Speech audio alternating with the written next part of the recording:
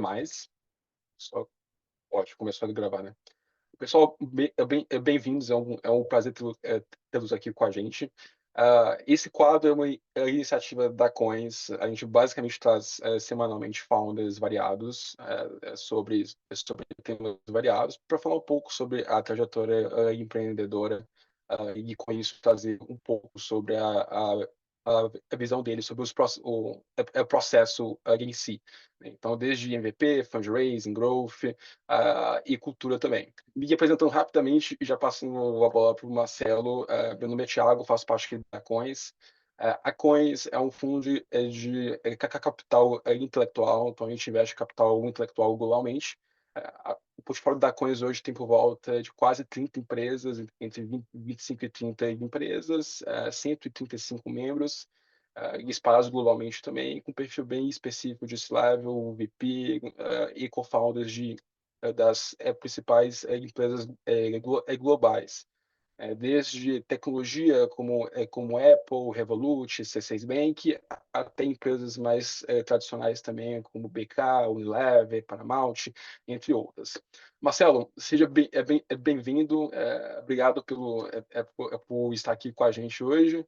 Eu queria que você explicasse um pouco sobre o que é a Boozer, que momento que vocês estão, se apresentar um pouquinho também, e nisso a gente bate um papo mais aprofundado. Pode ser?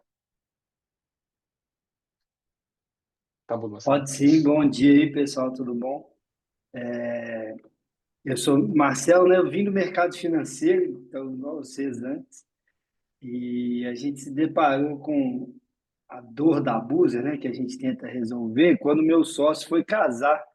Ele casou com uma inglesa, e aí, quando foi fazer o casamento, falou assim: ó, não vou trazer o povo lá da Inglaterra para casar em Belo Horizonte, não tem nada para fazer aqui para mostrar tudo, eu falei: vou casar na Bahia.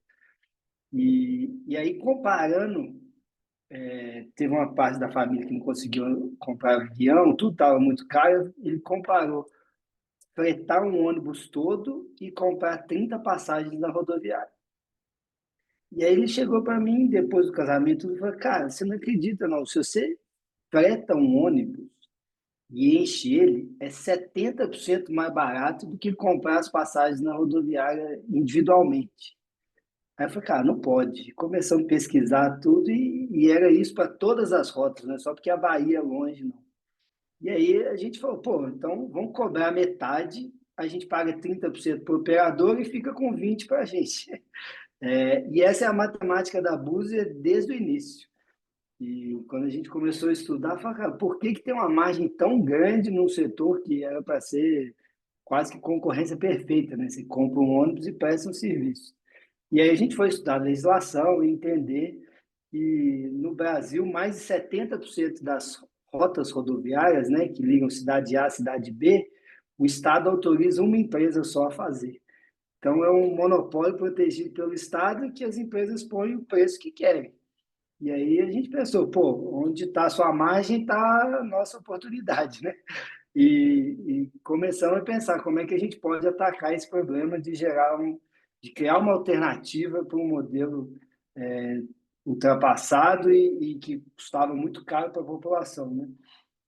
E aí estudamos, chegamos nessa ideia da Busa, que basicamente é juntar pessoas que querem viajar para o mesmo destino pela internet, e a tecnologia permite isso, com as empresas de fretamento que já faziam esse serviço, mas que tinham a dificuldade de acessar esse mundo de pessoas na internet.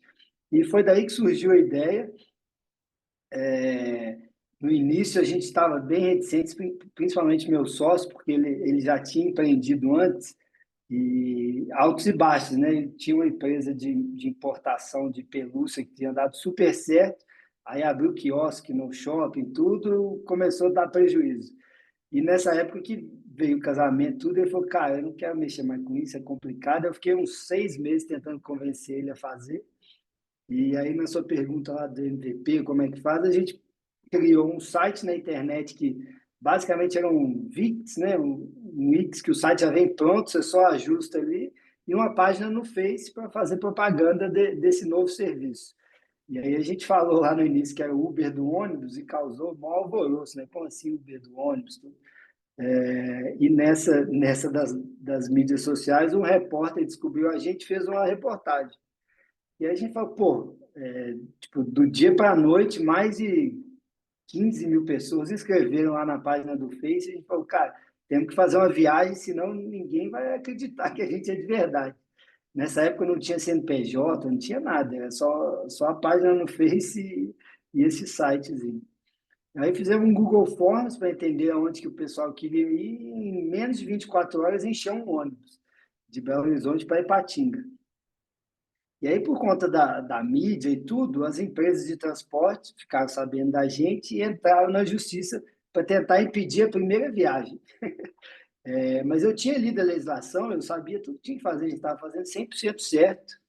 Mas mesmo assim, na hora da saída do ônibus, lá da primeira viagem, o DR, que era o órgão fiscalizador do transporte dentro de Minas, parou a viagem e falou: não pode acontecer. Eu falei, mas por quê? Está tudo certo.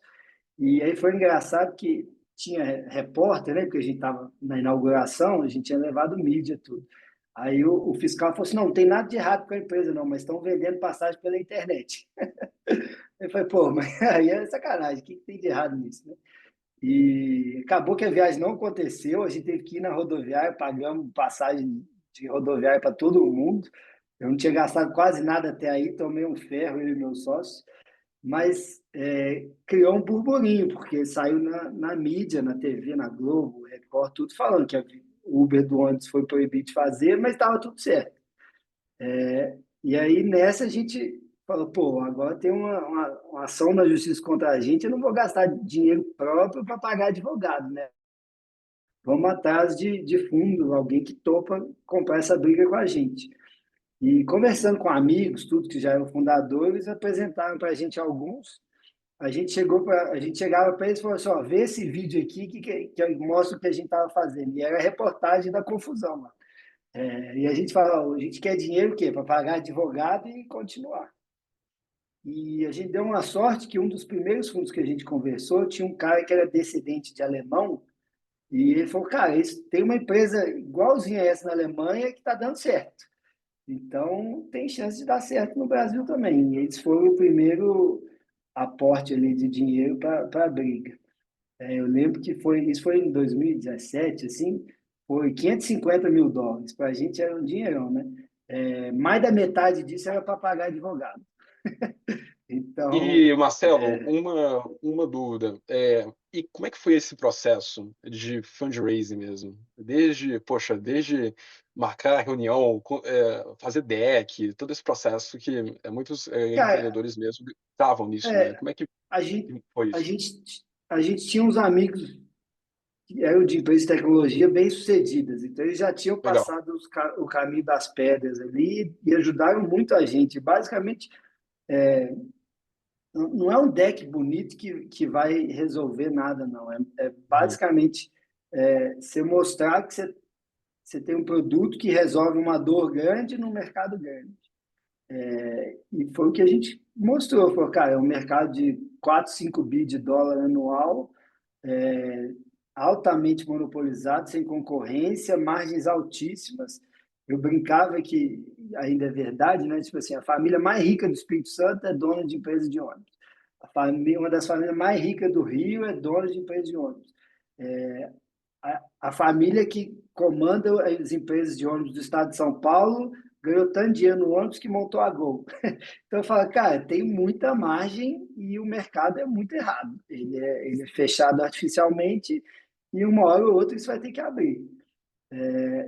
Então, não foi difícil mostrar que era uma ambição plausível. É difícil de dar certo, mas que se eventualmente der certo, era uma coisa que era para ficar grande.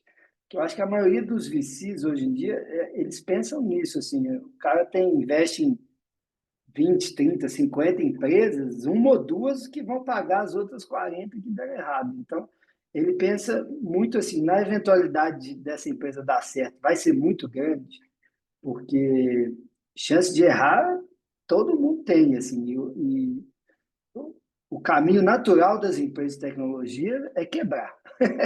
A gente gosta de falar que é a verdade, assim, é um ambiente altamente concorrencial e ainda mais nesse mundo de IA, assim, a gente vai competir com as empresas lá de fora. Então, é muito difícil dar certo.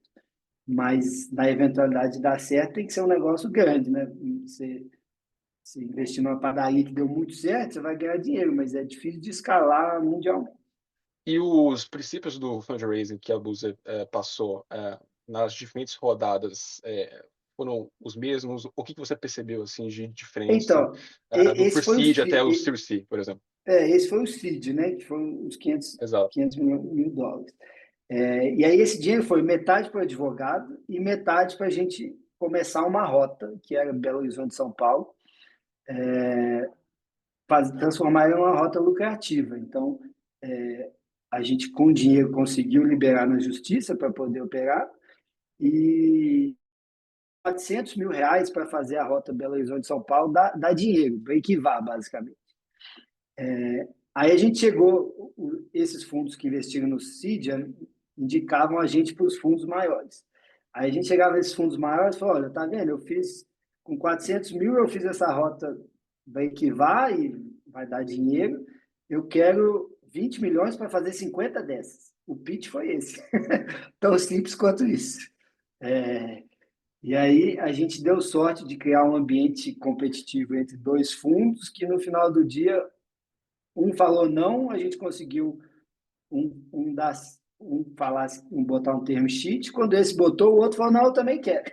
Aí eles falaram, não, a gente não vamos brincar, não, vamos brigar, não tem espaço para todo mundo. Aí, em vez de captar 20, captamos 27. Diluímos um pouquinho mais, mas falou, não, vamos botar dinheiro para dentro, porque é importante para a briga. Então, assim, foi tão simples quanto isso, assim, provar que o Units Economics no individual dava certo e que a gente queria provar que a gente ia conseguir escalar isso para o resto do Brasil. E esse foi o Series A, basicamente, né? E conseguimos, a gente não lembra exatamente quantas rotas a gente abriu, mas a gente começou a criar uma tração boa de crescimento e 2018 ali, 19, foi o ano que o Brasil estava bem no auge, a gente conseguiu atrair outros fundos maiores, né? Então, na época, o SoftBank estava entrando no Brasil, a gente falou, cara, esse mercado aqui é grande, a gente está com tração, está indo, e captamos o Series C, o Series B com ele. Aí foi a primeira sorte que a gente deu, porque a gente captou em final de 19, o Series B, que foi um volume já expressivo. 2020 veio a pandemia. Mas como a gente captou no finalzinho ali, a gente não teve nem tempo de começar a gastar dinheiro. Então a gente estava com caixa cheio, mas a operação foi para zero de faturamento. A gente ficou 4 meses parado, nenhum ônibus na rua. Aí foi uma luta mental de aguentar ficar assim, sem ter o que fazer no sentido prático. Não precisamos mandar gente embora, porque a empresa ainda era pequena e e a gente acreditava que uma hora ou outra ia voltar, né? Ninguém tinha dimensão do tamanho ali. E quando voltou, no final mais ou menos de 2020, a gente já voltou com uma trajetória muito grande de crescimento. Até porque a gente já tinha uma base de usuários grande e tudo. Quando a gente voltou, as pessoas estavam assim, cansadas de ficar em casa, todo mundo queria viajar. Então foi um boom absurdo ali, final de 20, que 21 continuou. Então, em 21, a gente mostrava, cara, o gráfico de crescimento da empresa era uma reta para cima, era um negócio absurdo, porque a gente já tinha um tamanho relevante antes, quando voltou, viemos do zero para o mesmo patamar. E aí, 2021 foi a febre dos VCs mundiais, né? Todo mundo estava jorrando dinheiro para qualquer ideia ruim. A gente soube aproveitar um pouco essa euforia do mercado e conseguimos captar muito bem em 21. Tão bem que hoje prejudica, porque é um valuation muito alto, a gente vai ter que remar para chegar nesse valuation de novo. Mas foi a segunda sorte, né? Porque a gente captou em 21, 2022 o mercado secou. Secou para todo mundo. A seca existe até hoje. Eu acho que hoje as empresas no Brasil que estão captando ou são em estágios menores, mais early stage, ou claramente empresas voltadas para AI e fintechs. O resto do mercado ainda está aprendendo. Mas o bom disso tudo é que a gente só pensava em crescimento até 2022, até final de 21, 22. E quando veio essa seca, a gente falou, cara, não vai ter mais dinheiro para continuar crescendo ad eterno. Temos que fazer o trabalho de casa, que o dever de casa de transformar essa empresa numa empresa lucrativa. E desde então, esse é o foco 100% da empresa, né? Que foi cortar custo, mandamos quase metade da empresa embora no final de 22, aumentamos margem, subimos preço, fizemos coisas para melhorar o units econômicos. E hoje, graças a Deus, a gente está break-evado aí, já podendo olhar para frente e novas formas de crescer, né? Então, essa foi a fase mais difícil ali, que é você realmente parar de olhar só para o sonho grande, vou crescer e foda-se o resto, para o pé no chão de falar, cara, estamos num tamanho bom, mas se não der lucro, não tem mais espaço para continuar. Ninguém vai financiar a empresa em prejuízo, mais, porque no passado o incentivo era exatamente o contrário, né? 2021 quem estava crescendo mais rápido conseguia captar, independente se estava ganhando ou perdendo dinheiro. E esse tipo de incentivo, a gente olha hoje e fala, cara, mas não faz sentido, mas era um incentivo do passado. E todo mundo trabalha sobre incentivos. Então, se o incentivo é crescer, e se você cresce, você capta mais fácil, todo mundo está captando aqui, está crescendo, você vai focar 100% das energias em crescer. Então, assim, se você olha em retrospectiva, você fala, cara, desperdicei muito dinheiro lá atrás, porque estava olhando só para growth e esquecendo o resto.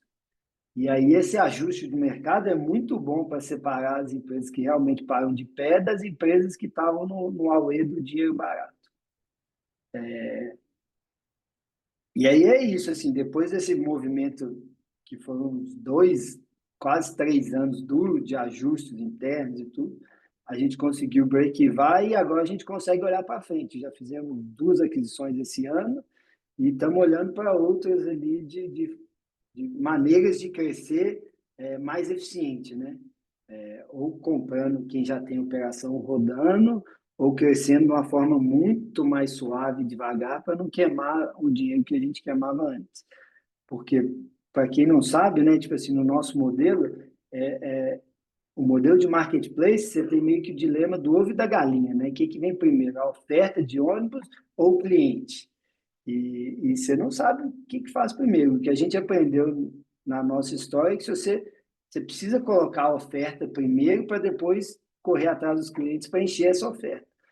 E, e isso tem um custo, né? Você bota um ônibus no início, vai vazio, você tem que gastar em marketing, tem que gastar em promoção, até a rota se consolidar, é um dinheiro que vai embora e esse dinheiro hoje ele é bem mais caro.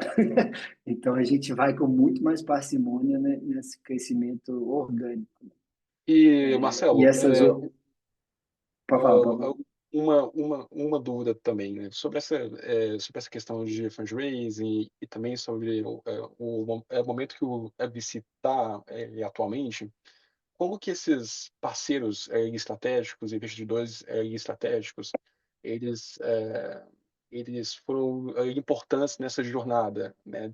Desde incentivos, né, como você disse mesmo, até entender o mercado de uma forma mais estruturada. Então, Cara, como que isso moldou isso a Búzia hoje? a gente, a gente sempre deu muita sorte, porque assim, foram investidores que davam pouco palpite no sentido de querer entrar no dia a dia e tudo. Por ser um mercado muito complexo, eles falam, cara, vocês são as pessoas que estão estudando isso, eu não vou dar palpite desnecessário. E sempre foram proativos em ajudar, então, em apresentar outros fundos, falar o que está acontecendo no mundo, tudo. E lá atrás isso ajuda muito, né? Então, a gente jovem ainda, não conhecia o mercado, quem eram os fundos, então esse papel de apresentar, mostrar, meio que fazer o primeiro pitch antes da gente chegar lá, ajudava bastante. E quanto mais no início da jornada, mais o sonho grande é o que conta, né? Mostrar a direção e o que você quer ser lá na frente. Quanto mais você vai indo nesse caminho, mais o cara está olhando para trás. Pô, o que você já fez aí? Quais são os seus números, seus resultados? E aí vai dificultando o jogo de funding nesse sentido. Agora, você se compara mais com empresas que dão lucro, que estão na bolsa, tudo. O mercado vai selecionando, vai ficando mais difícil. E o que os fundos podem fazer mais é isso, é mostrar o que no resto do mundo está acontecendo e está dando certo, porque o papel de vocês é olhar várias indústrias e várias empresas em estágios diferentes. É ajudar com insights, assim, eu acho que é o máximo que pode fazer. Tem um, tem um investidor de um fundo dos Estados Unidos que fala um negócio bacana que é assim, para cada 100 horas de estudo num setor, o board member tem direito a dar um conselho. Porque realmente, assim, do que fazer, né? Porque qualquer um que está no seu mercado, você passa o dia inteiro pensando naquilo. É difícil alguém de fora te mostrar um jeito, uma coisa nova de fazer isso. O que a maioria dos fundos ajudam é, ó, essa empresa está fazendo isso. Você já parou para olhar o que eles estão fazendo? E aí você vê o que outras empresas estão fazendo em mercados diferentes e vê se combina no seu mercado e no que vocês estão fazendo internamente. Não, super interessante. E tem algumas dúvidas aqui também, Marcelo. Começando com a dúvida da Emanuele, ela perguntou se no modelo da Buse, que é um modelo que desafia a estrutura muito tradicional, que tipo de resistência sistêmica mais te ensinou sobre como inovar em sistemas engessados? Perguntou sobre isso. Esse é o que a gente chama de Brasil real, né? O Brasil que a gente não conhece antes de empreender. O sistema é bruto. Então, assim, o que a gente aprendeu ao longo do tempo é o sistema vive da briga. Ele não está para resolver o meu problema, nem resolver o problema do meu, nem adversário, né? Mas do meu concorrente. Então, no início, eu tinha grandes receios de falar, cara, vamos botar uma lei aqui e vamos proibir abuso.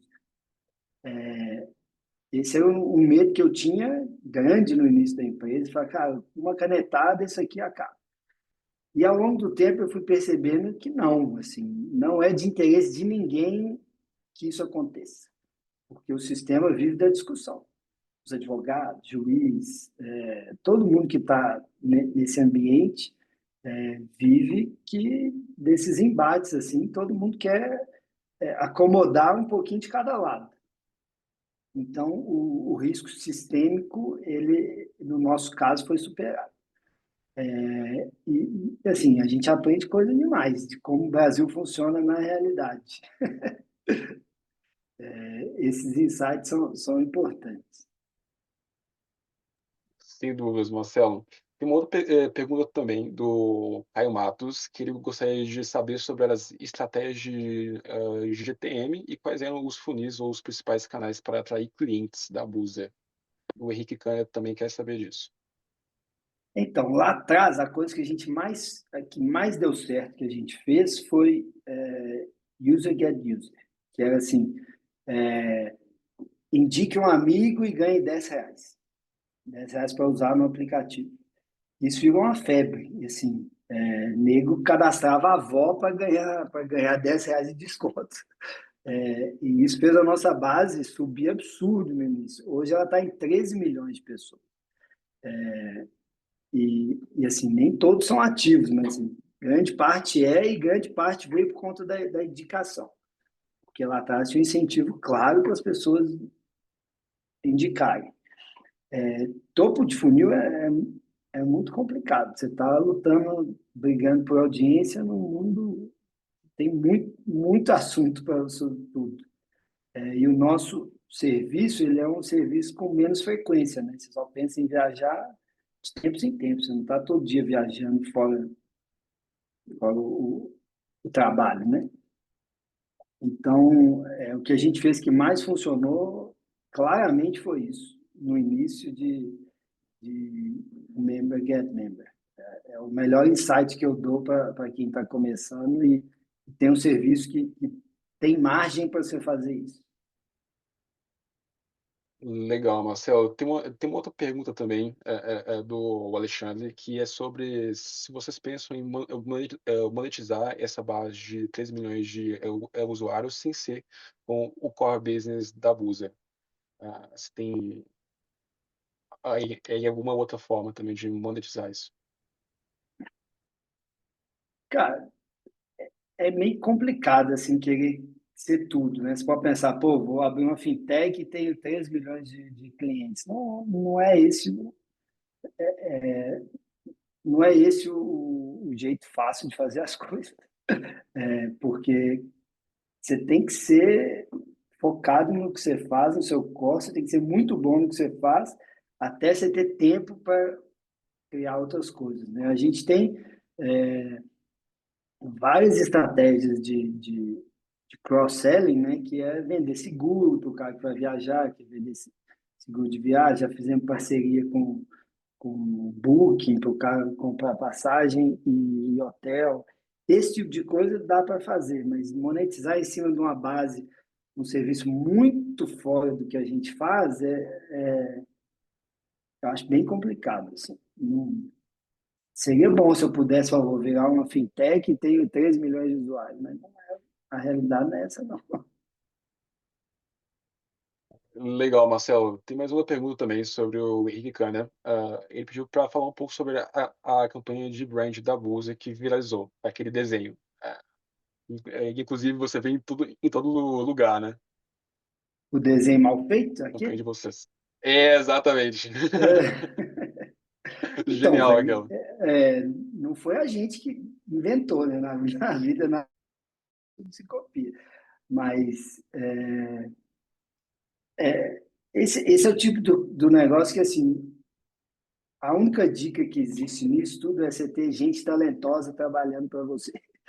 Porque o cara pegou uma ideia de outra empresa que fez isso, que era de design, e transformou para o nosso mundo e caiu demais, né? Porque o nosso foco sempre foi em preço e qualidade. Mas como a gente é um país que é altamente sensível a preço, isso cola demais e pegou muito bem. Mas no final do dia, isso é uma pessoa talentosa que viu e soube como usar no outro mercado e no nosso. E deu super certo.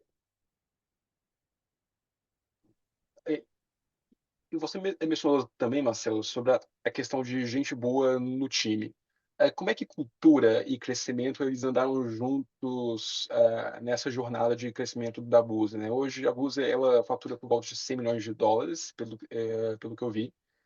E como é que, desde zero até nesse patamar, né, passando por vários fundraisers, como que a cultura foi importante, essa retenção de talento também? Você pode falar um pouco mais sobre isso? Cara, a única coisa assim que eu gosto de falar é quando você está em fase de crescimento, você sempre tem que buscar pessoas que estão na fase seguinte de onde você quer chegar, não da sua fase atual. Isso é complicado que não tenha funding, porque é difícil pagar gente boa, ainda mais quando você está no estágio inicial ainda. Então, qual que é a moeda que a gente tem?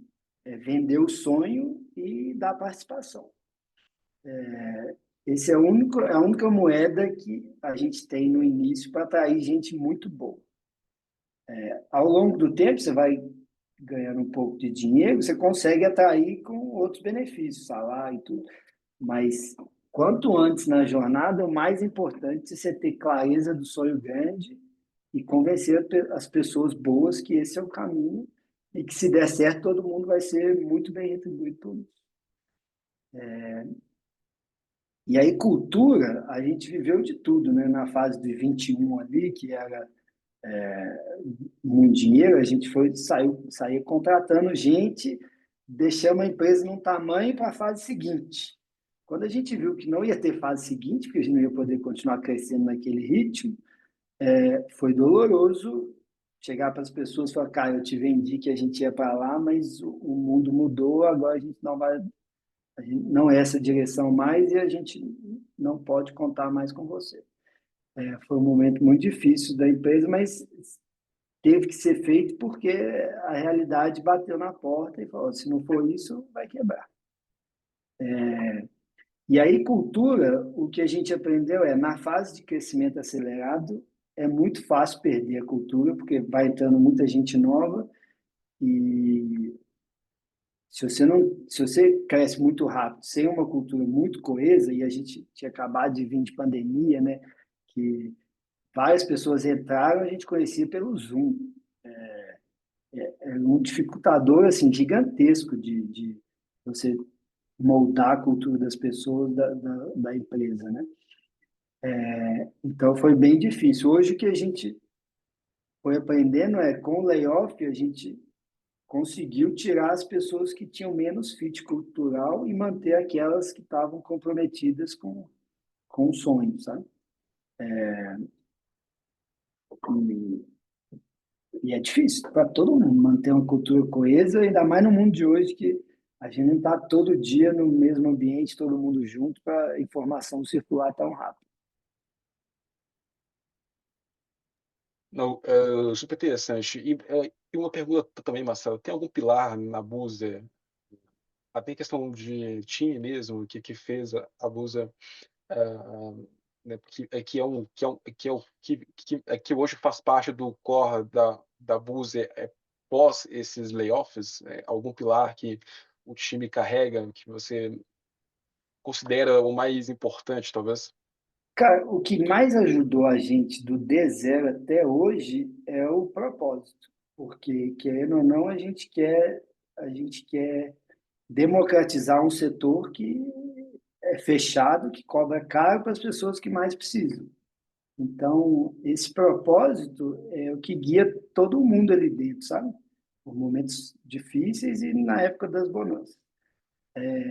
Eu acho que essa clareza da onde a gente quer chegar é o que ajuda nas fases difíceis. Todo mundo fala, cara, vamos fazer força aqui, porque se lá na frente, se o sonho der certo, vai ser muito bom. E no final do dia, é, é o fator mais forte que fez todo mundo passar esses momentos aí. Ótimo, Marcelo. Tem uma pergunta do Alexandre novamente, que ele está perguntando como que essa onda de IA está impactando a operação da Buzer. Então, é isso.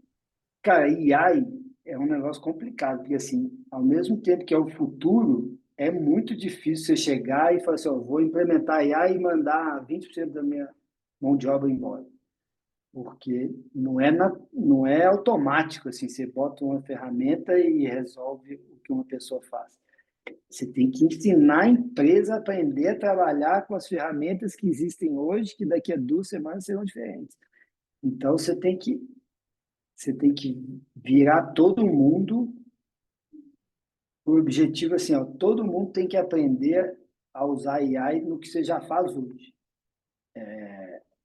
No futuro, a gente vai conseguir automatizar e algumas posições vão deixar de existir, mas hoje todo mundo usa para melhorar o seu trabalho. E ainda de forma inicial, né? Assim, tem muita coisa que a gente está aprendendo, segurança de dados. Eu vejo muita empresa que o funcionário pega as planilhas, bota no GPT lá e fala, "Pô, deixa eu estudar aqui." Isso aí foi para a LLM, virou dado público.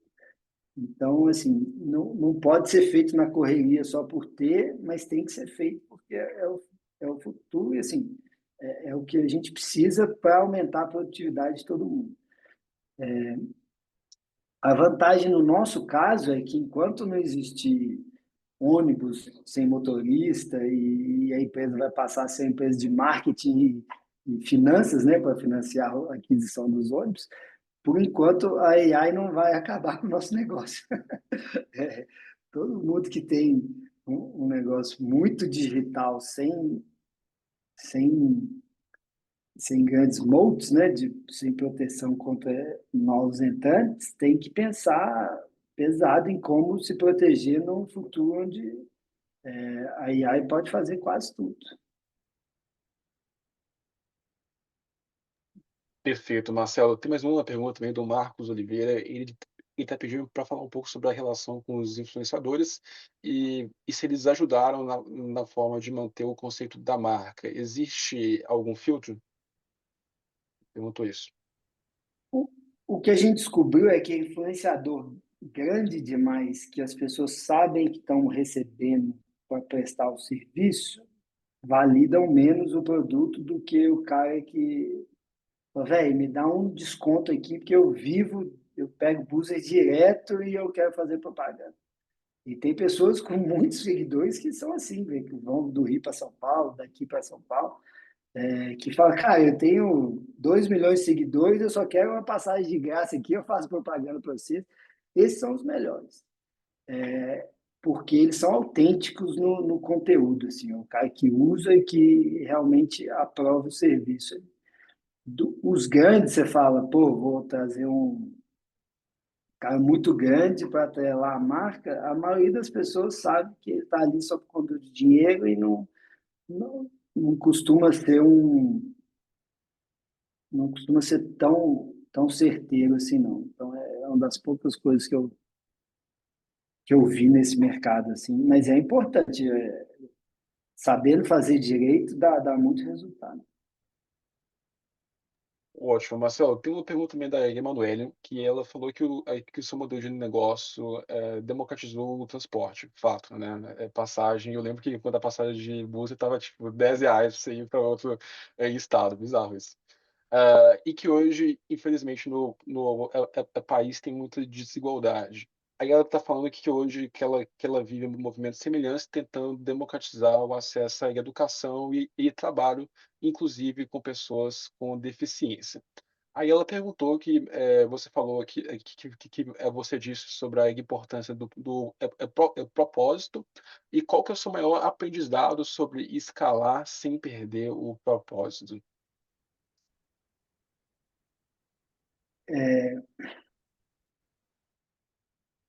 Assim, dentro da empresa, tem várias pessoas com objetivos diferentes lá dentro. Tem gente que está só pelo dinheiro, tem gente que está pela missão, tem gente que está pelos dois,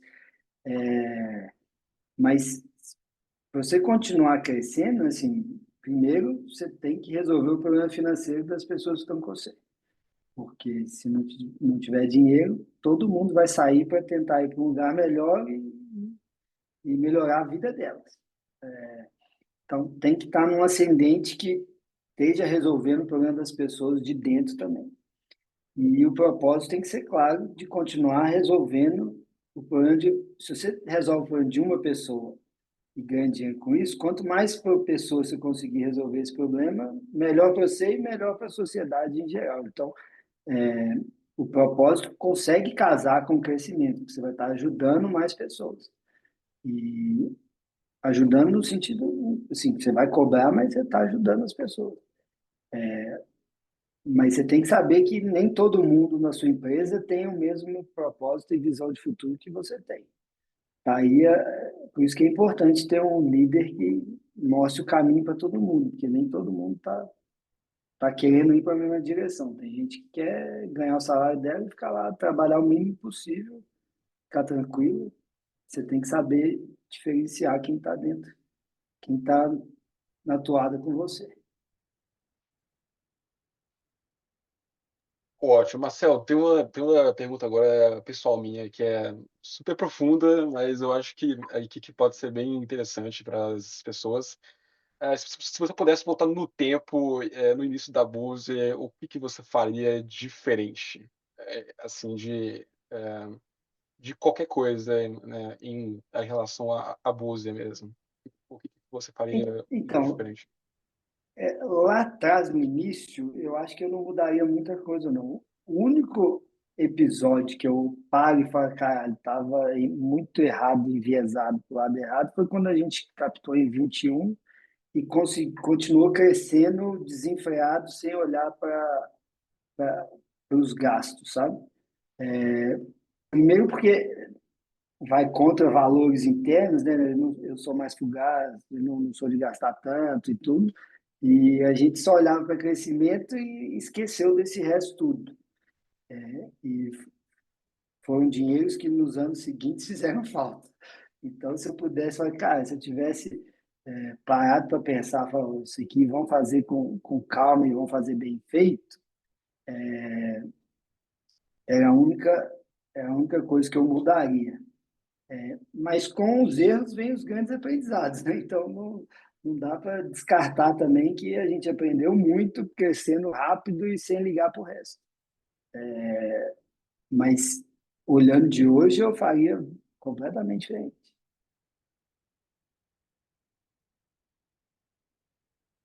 Perfeito, Marcelo. E falando um pouco de próximos passos, qual que são os próximos passos da Buser? Se você puder falar, claro, né, sobre qual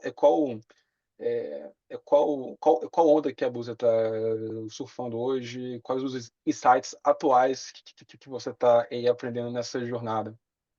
Eu brinco que assim, o sonho grande é o mesmo desde o D0 até hoje, que é assim, como a gente é uma plataforma, né, de quase que um marketplace, em tese a gente pode ter 100% do mercado, porque é só eu vender todo mundo que está embaixo. Eu brinco que a Amazon é um dos melhores modelos de negócio do mundo, ela faz isso, né? Ela é o marketplace que tem milhões de sellers brigando por preço e qualidade embaixo dela e ela ganha um take rate em cima de todo mundo. E em alguns mercados ela fala, pô, nesse mercado aqui eu acho que eu tenho capacidade de competir. Aí ela criou o Amazon Essentials, que é, pô, tem uma roupa aqui, Ering, eu já sei que é o fornecedor, vou lá na China, eu produzo e eu vendo com a minha marca. Então, assim, a visão grande é essa, a gente ser o maior do Brasil e poder ter grande parte desse mercado, porque eu não preciso acabar com ninguém, eu posso simplesmente fazer parceria com todo mundo, vender todo mundo e criar um ambiente competitivo que para o passageiro é o melhor cenário possível. E com isso tem chance de eu ter grande parte do market share. Esse é o sonho, continua sendo. Quando você é mais novo, você acredita em chegar lá, mas assim, a direção é a mesma.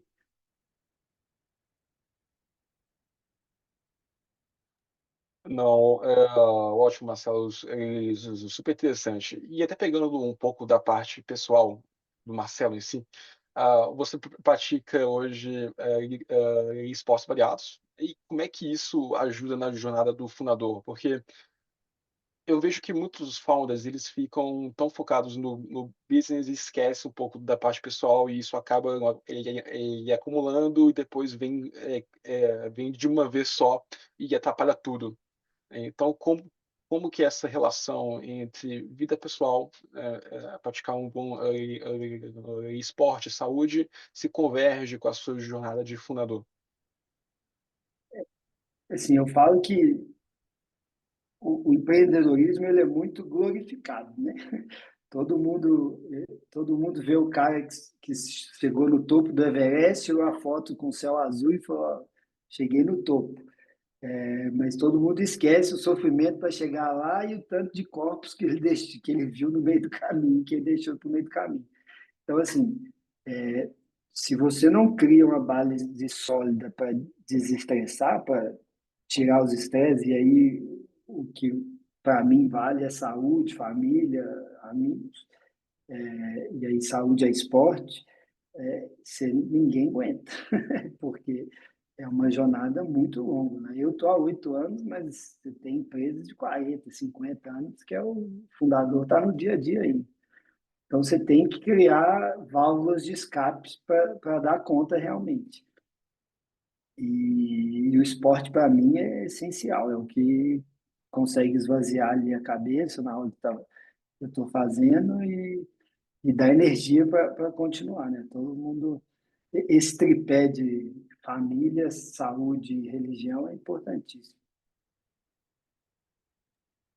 Perfeito, Marcelo. Temos aqui uma pergunta do Marcos Oliveira sobre durante as campanhas de marketing, o foco principal é seguir o conceito da marca de democratizar viagens ou há um público-alvo que as demais empresas não exploram?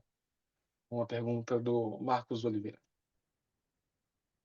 Então, tem dois públicos que a gente al- alcança, que as outras aviações hoje alcançam uma parte, mas nem tanto. Quando você democratiza, você pega uma parte da pirâmide que, se não fosse os nossos presos, nem viajava. Porque realmente você vai viajar com família de dois, três, quatro, qualquer diferença no preço é muito gritante. Então, tem famílias que, se não fosse a gente, não ia visitar os pais no final do ano. E tem hoje um público que passagem aérea ficou muito cara. Então, quando a pessoa não se organiza para comprar com antecedência, realmente inviabiliza viajar de avião no Brasil. E esse público é um público mais exigente e compara mais as coisas, sabe do que está fazendo. Então, esses dois extremos, é difícil trabalhar com os dois lados da pirâmide, né? Tem uma marca que fala para todo mundo, mas no final do dia o nosso modelo de negócio permite, porque tem tanto ônibus de low cost mesmo, como ônibus que você pode pegar que tem até massagem no banco, assim, a poltrona deita igual cama e você vai dormindo. Então é difícil a marca falar para todo mundo com uma única voz, né? Mas a gente tem todos os extremos aí pra, de serviço para atender.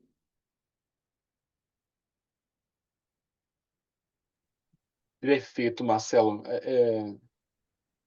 Até um comentário do Marcos aqui. Exato, muitos ônibus são bem mais confortáveis que viagens aéreas, na verdade. Isso aí é um ponto bem importante mesmo. Olha, Marcelo, eu acho que é isso aí, então. Pessoal, últimas perguntas.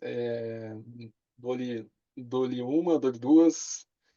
Acho que é por aí, isso mesmo. Marcelo, primeiro, muito obrigado por aceitar esse convite da Coins.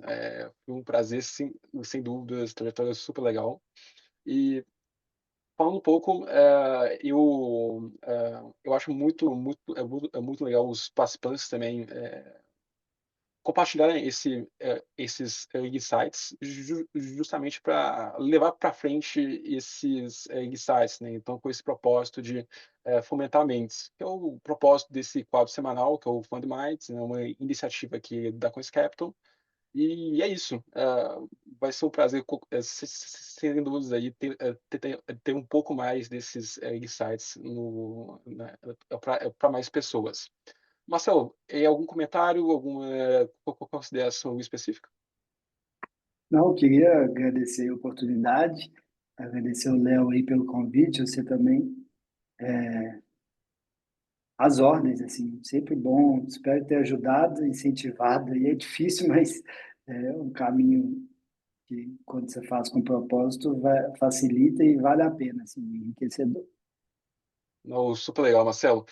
Marcelo, só tem o Marcos acabou de mandar uma última pergunta aqui, assim, é a última mesmo, que ele até brincou, que é uma pergunta que ele escuta muito tipo, em entrevistas, né, que é como você vê a Busa daqui 5 anos.